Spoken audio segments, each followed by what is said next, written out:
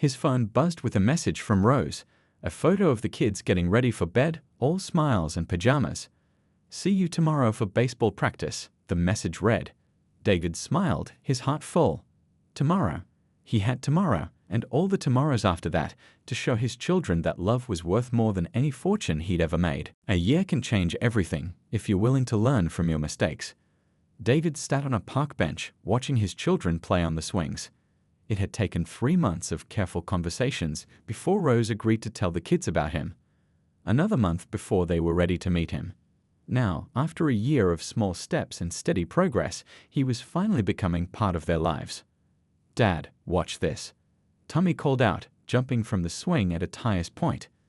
David's heart jumped into his throat, a father's instinct he didn't know he had until recently. But Tommy landed perfectly, just like he practiced in gymnastics class. David had started attending those classes 2 months ago, sitting quietly in the back, learning about his children's lives one moment at a time. "Be careful, buddy," he called back, sharing a knowing look with Rose, who sat at the other end of the bench. They weren't together romantically, that ship had sailed, but they'd found a way to be good parents together. It hadn't been easy. There had been tough conversations, tears, and moments when David thought he'd lose them all over again. "Did you finish reading my story?" Annie asked, coming to sit between them. She'd started writing her own stories recently, filling notebooks with tales about magical families and second chances. David wondered sometimes if she was writing about them. "I did," he smiled, pulling the carefully folded papers from his jacket pocket. "I especially like the part where the lost wizard finds his way home." Bobby and Danny raced over, their faces flushed from playing. "Can we get ice cream?" they asked in unison, something they still did sometimes even at 7 years old. "After dinner," Rose answered. "Mrs. Wilson is expecting us, remember?" David had gotten to know Mrs. Wilson too, their elderly neighbor who'd helped Rose so much over the years. She'd been skeptical of him at first, protective of the family she'd grown to love. But slowly, as she watched him prove himself week after week, she'd warmed up to him. He'd sold his mansion in the city, buying a small house just a few blocks from Rose and the kids. His luxury cars were replaced by a practical SUV that could fit 4 kids and their sports equipment. The designer suits stayed in the closet most days, replaced by comfortable clothes better suited for playing in the park or helping with homework. His business was still successful, but he'd shifted its focus. Now, instead of just luxury developments, they built affordable housing and community centers. He'd even started a foundation that helped single parents with housing and education costs. Rose had smiled when she heard about that. She knew exactly what had inspired it. "Time to head to Mrs. Wilson's," Rose announced, gathering their things. As they walked, David listened to the kids chat about their day. Danny was excited about his science project, Bobby had made a new friend at school, and Annie was planning her next story. Tommy walked beside David, asking questions about baseball. They'd started playing catch together on weekends. At Mrs. Wilson's house, the kids rushed to help her set the table, something Rose had taught them long ago. David watched them, still amazed by how naturally they worked together, how kind they were, how much love they had to give, even to him, who'd missed so much of their lives. "They're good kids," Mrs. Wilson said, coming to stand beside him. "Rose raised them right." "She did," David agreed softly. "I'm just grateful they're giving me a chance to be part of their lives now." Over dinner, David looked around the table at these faces he'd grown to love so deeply. The boys still looked just like his childhood photos, but now he knew their personalities too. Tommy was the leader, Danny the thinker, Bobby the peacemaker, and Emmy, sweet Emmy with her stories and dreams, so much like her mother in all the ways that mattered. Rose caught his eye across the table and gave him a small smile. They both knew how far they'd come. The hurt wasn't completely gone, it might never be, but they'd found something more important than their past pain, a way to give their children the family they deserved. Later that evening, as David got ready to head home to his small house around the corner, Amy hugged him tight. "Will you come to my piano recital next week?" she asked. "I wouldn't miss it for anything," he promised, and he meant it. He'd missed too much already. First steps, first words, first days of school. But he wasn't missing anything else. Walking home under the stars, David thought about how life had come full circle. He'd lost everything that mattered in his pursuit of success, but fate had given him a second chance. Not to have everything he'd once had, his relationship with Rose would never be what it was, but to be something he'd never been before, a real father. "I know," David said, his voice breaking. "I can see that. You've done an amazing job, Rose. A better job than I ever could have. But please, give me a chance to be their father. Not with money or fancy things, but with love. The kind of love I forgot how to show." Upstairs, Amy started playing the piano, a simple melody, slightly off-key but full of heart.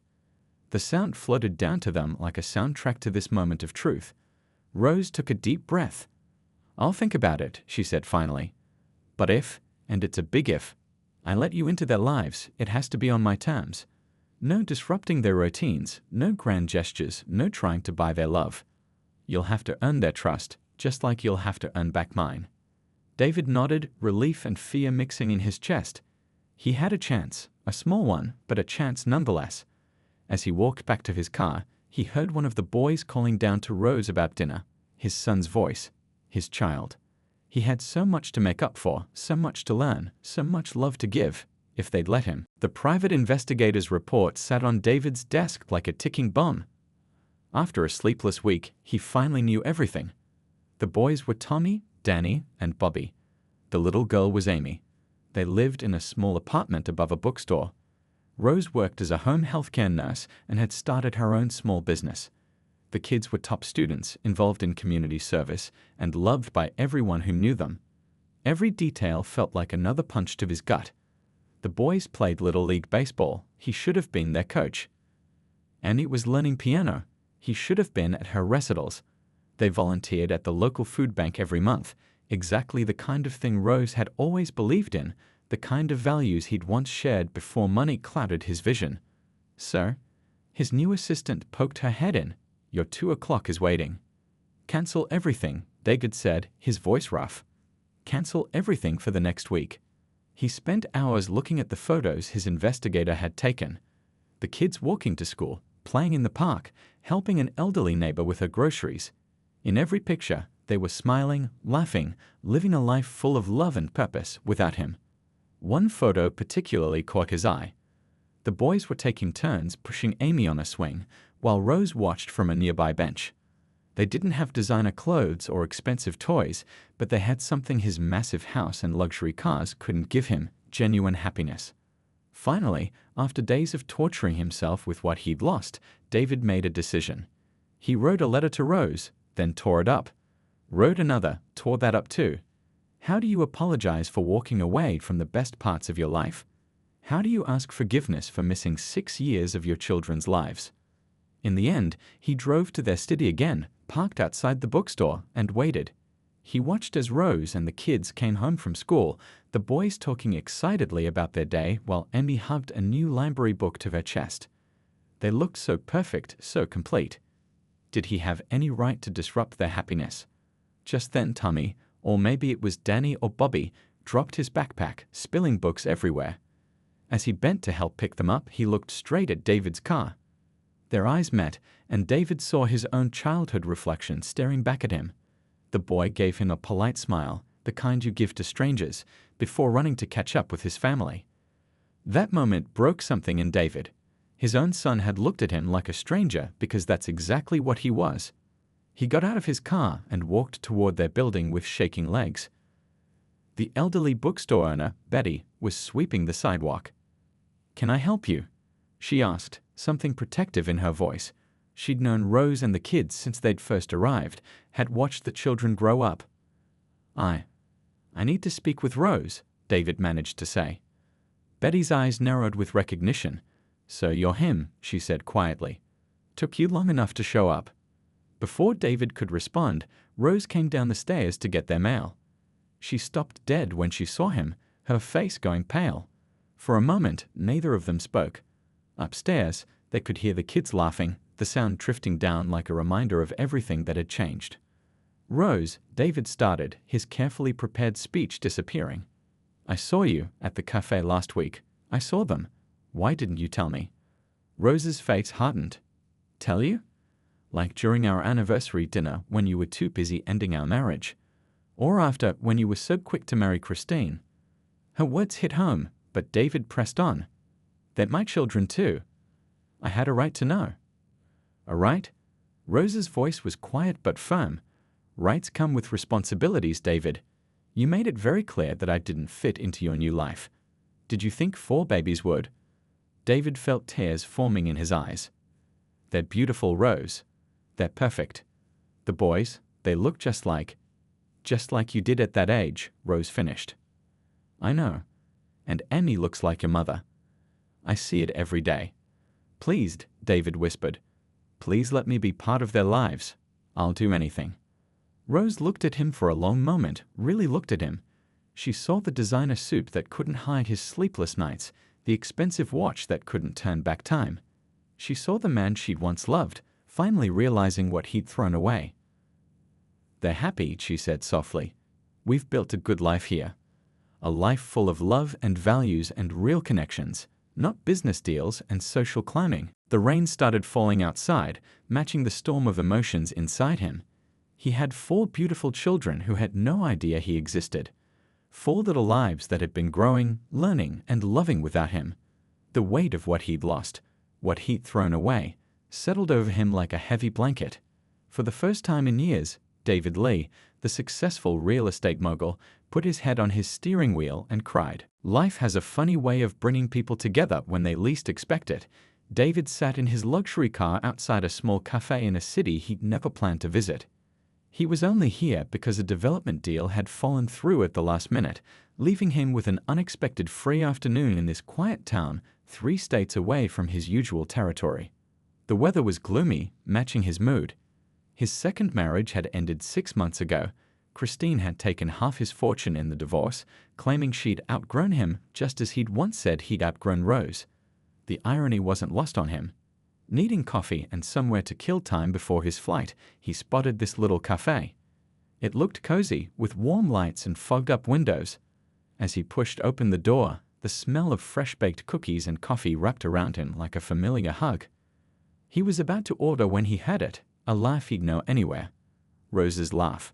She was sitting at a corner table, surrounded by children. David's heart stopped. The world seemed to freeze as he stared at the scene before him. 3 identical boys, around 6 years old, were sharing a giant cookie, breaking it into perfectly equal pieces with the kind of serious concentration only kids can give to desserts. A little girl about the same age sat next to Rose, reading a book that seemed too thick for someone so young. But it wasn't just their presence that shook David to his core, it was their faces. The boys were carbon copies of his childhood photos. He'd seen those pictures 1,000 times at his mother's house. The same dark hair, the same dimple in the right cheek, the same way of scrunching up their noses when they laughed. And the little girl, she was the spitting image of his late mother, down to the way she tucked her hair behind her ear while reading. "Mom, can we get another cookie?" one of the boys asked, and David watched as Rose wiped chocolate from another's chin with that gentle touch he remembered so well. "You've had enough sugar for today," Rose laughed. "Remember, we're having dinner at Mrs. Wilson's tonight, and you know she always bakes your favorite apple pie." David stood frozen by the counter, his coffee order forgotten.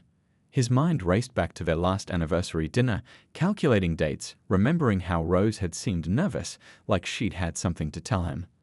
The realization hit him like a physical blow. She had been pregnant. Not just pregnant, but with quadruplets. His children. He had 4 children he'd never known about. He watched as one of the boys helped his sister with her heavy backpack, while another reminded his brother not to forget his science project. They moved as a unit, a little family that functioned perfectly without him. Rose looked different. Her hair was shorter, and she wore simple clothes, nothing like the designer outfits he'd insisted on buying her. But she looked happy, truly happy, in a way he hadn't seen in their last years together. "Sir, did you want to order?" The barista's voice snapped him back to reality. David mumbled something about needing air and stumbled out of the cafe. Back in his car, he sat with his hands gripping the steering wheel, his knuckles white. Through the window, he could see them getting ready to leave, the boys taking turns holding the door for each other, the little girl carefully putting her book in her backpack, Rose making sure everyone had their coats buttoned properly. They looked like a scene from a movie about a perfect family, except this family should have included him. These children should know who he was. They should be running to him for hugs, asking him to play catch, begging him for bedtime stories. Instead, they were strangers who shared his blood and his features, but not his life. As they walked past his car, he ducked down, not ready to be seen. He watched through the window as they headed down the street, the boys taking turns trying to make their sister laugh, Rose keeping them close like a mother hen with her chicks. They turned a corner and disappeared from view, but the image of their faces was burned into his mind. Pulling out his phone with shaking hands, he called his private investigator. He needed to know everything: where they lived, where the kids went to school, what their names were. As he rattled off instructions, he caught his reflection in the rearview mirror. He barely recognized himself. The expensive suit and carefully styled hair couldn't hide the hollow look in his eyes. All his wealth, his success, his carefully built empire, what did it mean now?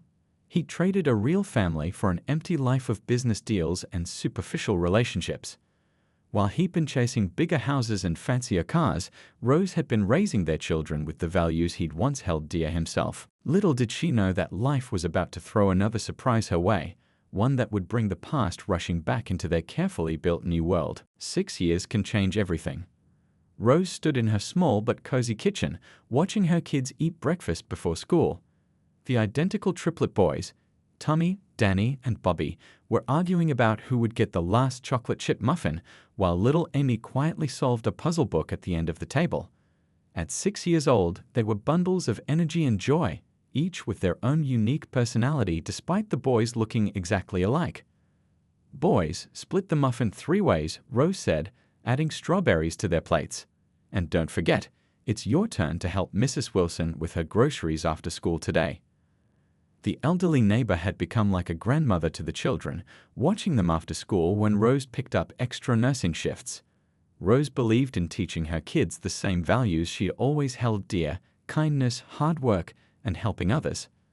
Looking at them now, Rose could hardly believe how far they'd come. Those first few months in the new city had been terrifying.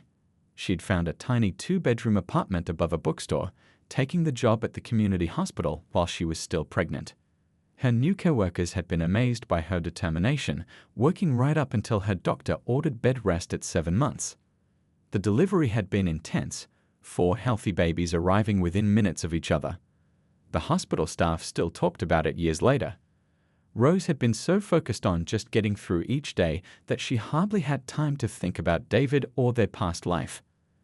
The bookstore owner downstairs, a kind woman named Betty, had become her first friend in the new city.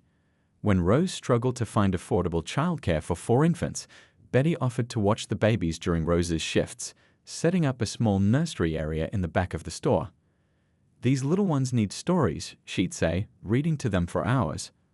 Rose started her own home healthcare business when the kids were 3, scheduling her work around their needs.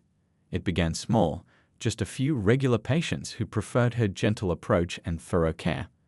Word spread, and soon she had to hire other nurses to help with the growing client list. The kids were her pride and joy, each one showing glimpses of both the best and, sometimes humorously, the more challenging parts of their parents. The triplets, Tommy, Danny, and Bobby, had their father's sharp mind for numbers, but thankfully their mother's compassion. They were already known in their school for standing up for kids who got bullied. Emmy, the surprise 4th baby, was quieter than her brothers, but had a determined streak that reminded Rose of herself. She taught herself to read at 4 and could often be found curled up with a book, lost in her own world of stories. Money was tight sometimes, especially with 4 growing kids, but Rose made sure they never felt poor. They didn't have the latest toys or designer clothes, but they had home-cooked meals, bedtime stories, and more love than any mansion could hold. The kids shared rooms, the boys in one, Amy in the other, while Rose slept on a pull-out couch in the living room. But nobody complained. This was their home, filled with laughter and warmth. Once a month, Rose would take the kids to volunteer at the local food bank, the same one that had helped them during those difficult first months in the city. "Remember," she'd tell them, "we help others because others helped us. That's how good grows in the world." The triplets had their father's dark hair and quick smile, while Emmy had Rose's gentle eyes and quiet strength. Sometimes, when Rose looked at them, she'd catch glimpses of David. The way Tommy would furrow his brow in concentration, or how Bobby would gesture with his hands while telling a story. But these moments didn't hurt anymore. They were just reminders that love, even when it ends, can leave behind beautiful things. Life wasn't perfect, but it was rich with meaning. Their apartment might be cramped, but it was filled with artwork the kids made, photos of their adventures, and the sound of constant chatter and giggles. Rose had learned that true wealth wasn't about the size of your house or the car you drove. It was about having people to love and a purpose to live for. "Mom, we're going to be late," Danny called out, bringing Rose back to the present moment. She quickly grabbed their lunchboxes, each packed with sandwiches cut into hearts because little gestures of love matter. As they headed out the door, Rose couldn't help but smile. 6 years ago, she'd been terrified of facing life as a single mother of 4. Now, watching her children race down the stairs, backpacks bouncing, she knew she was living her richest life yet. Not in dollars and cents, but in moments and memories, in scraped knees kissed better, in bedtime stories and morning hugs. That night, as she lay in bed for the last time in the mansion she'd never really felt at home in, Rose talked to her babies. "We're going to be okay," she whispered, rubbing her stomach gently. "We don't need fancy things or big houses. We just need each other. I promise I'll give you something better than money. I'll give you love, values, and the strength to be kind even when life isn't kind to you." A week later, Rose posted a letter to David's office. Inside was her copy of the signed divorce papers and her old house key. She didn't include a forwarding address. Let him keep his money and his new life. She had something much more precious to protect now, the future of 4 innocent lives who deserved better than a father who measured love in dollar signs. The morning after that devastating anniversary dinner, Rose sat in a small clinic waiting room, her hands clutched tightly in her lap. She'd been planning to tell David about the pregnancy during their dinner. She'd even bought a tiny pair of baby shoes to surprise him with. Now those shoes were stuffed in the back of her closet, along with her other broken dreams. "Mrs. Lee?" The ultrasound technician called, her voice gentle. Rose almost corrected her about the Mrs. part, but what was the point? She followed the technician into the dimly lit room, trying to hold back tears as she lay down on the examination table. "Let's see how your little one is doing," the technician said, moving the wand across Rose's belly. The room filled with a rapid whooshing sound, a heartbeat. But then the technician paused, her brow furrowing in concentration. She moved the wand slightly, and another distinct heartbeat joined the first, then another, and incredibly, yet another. "Mrs. Lee," the technician said, her eyes wide with amazement. "I'm seeing 4 distinct heartbeats. You're carrying quadruplets, 3 appear to be identical triplets, and there's a 4th baby as well." Rose stared at the screen, her mouth open in shock. 4 babies. 4 tiny lives growing inside her, depending on her. The room started spinning, and she gripped the sides of the examination table to steady herself. The doctor came in to confirm the news, explaining how rare this was. "It's an unusual case," she explained, showing Rose the screen. "The identical triplets are sharing one placenta, while the 4th baby has its own. This is why it wasn't detected in your earlier scans. The 4th baby was hidden behind the others." Walking home from the clinic, Rose felt like she was in a dream. The sidewalk seemed to sway beneath her feet as her mind raced with thoughts and fears. How could she raise 4 babies on her own? The suitable apartment David had arranged in the settlement barely had room for 1 person, let alone 5. She stopped at a small park, sitting on a bench to catch her breath.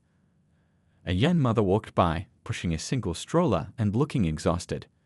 Rose placed her hand on her still flat stomach, trying to imagine 4 babies, 4 cribs, 4 college funds, 4 of everything. Back at the mansion, Rose started packing her things, her movements mechanical. She picked up a photo of her and David from their first vacation together. They'd spent it at a little beach cottage, eating sandwiches on the sand and collecting seashells. He'd been so different then, so full of love and dreams that included her. The sound of her phone ringing startled her. It was David's lawyer, calling about the settlement papers.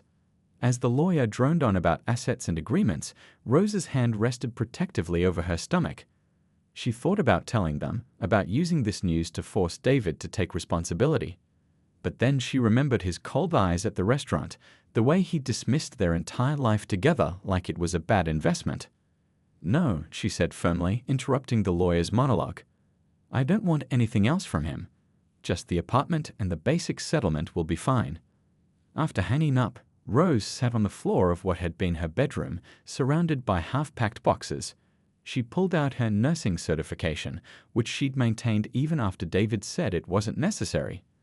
Those skills would come in handy now. She'd need to work to support her growing family. Looking around the room, she realized none of this mattered anymore. The expensive furniture, the designer clothes David had insisted she wear, the society events she'd never felt comfortable at, it was all meaningless. What mattered was the future growing inside her, the 4 tiny hearts beating in sync with hers. She opened her laptop and started searching for jobs in other cities. She needed a fresh start, somewhere far from David's influence, somewhere she could build a new life for her children. A posting for a nursing position at a small community hospital 3 states away caught her eye. As she typed up her application, Rose felt something she hadn't expected: hope. Yes, she was terrified. Yes, the future was uncertain. But for the first time since David walked out, she felt a sense of purpose. These babies, however unexpected, were a gift. They were her chance to create a family filled with the love and warmth she'd always dreamed of. She carefully folded the divorce papers and put them in her purse. The pearl necklace felt heavy against her throat, like it was choking her. With trembling fingers, she unclasped it and placed it on the table. It was time to let go of the past, even if she wasn't quite ready to face the future. Rose spent the whole day getting ready for their anniversary dinner. She wore the blue dress she bought last month, not too fancy, but special enough for the occasion. Her hands trembled slightly as she put on the simple pearl necklace David had given her on their first anniversary. She hadn't worn it in years, but tonight felt like the right time to bring back old memories. The restaurant she chose wasn't anything fancy, just a cozy Italian place downtown where they used to go when they were dating. The owner, Mr. Giovanni, still remembered them from their early days. He'd agreed to set up their old favorite table by the window, complete with a red checkered tablecloth and a small candle. David was supposed to meet her there at 7 o'clock.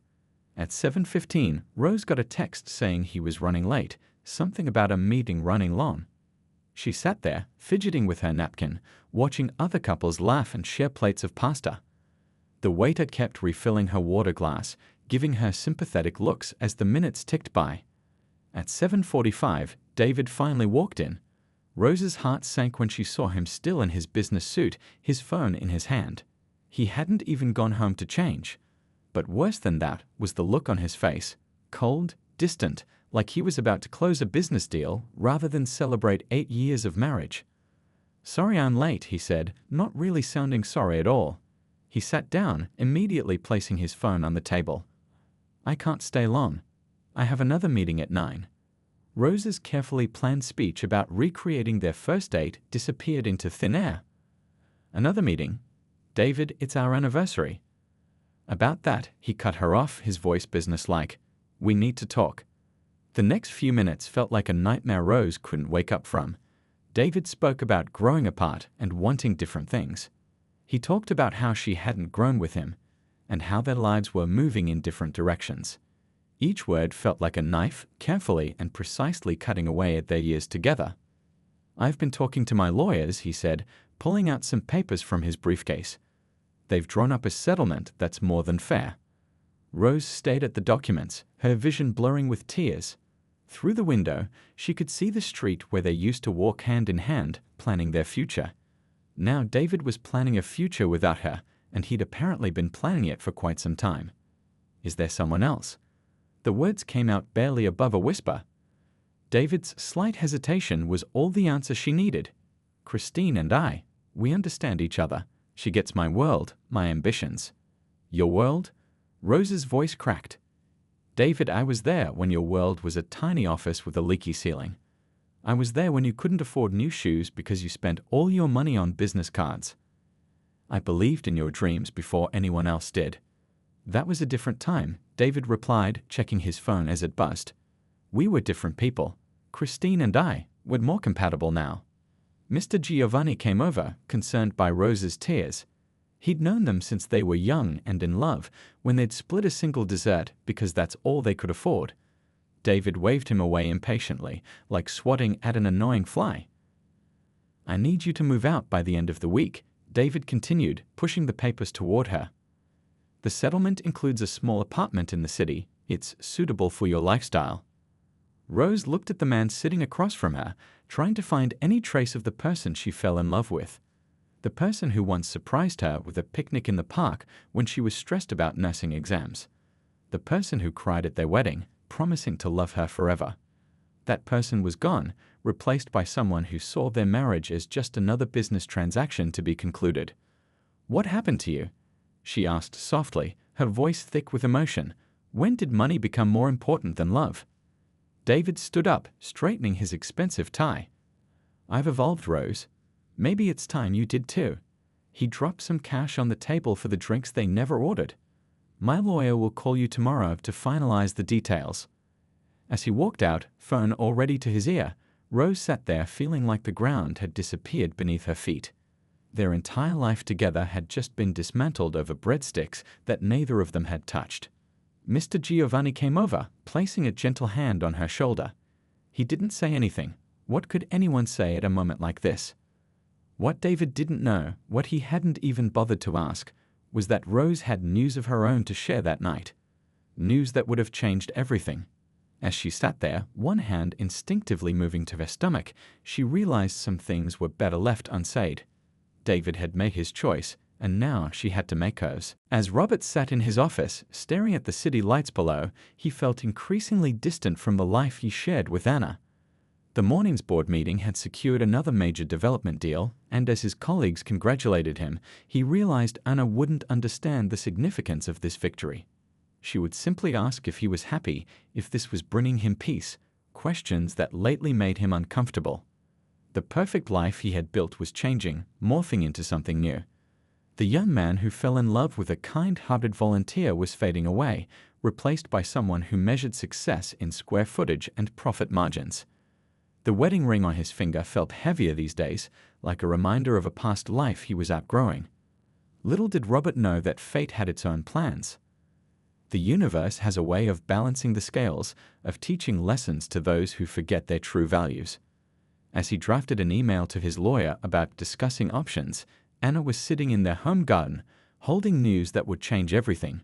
News she planned to share during their upcoming anniversary dinner.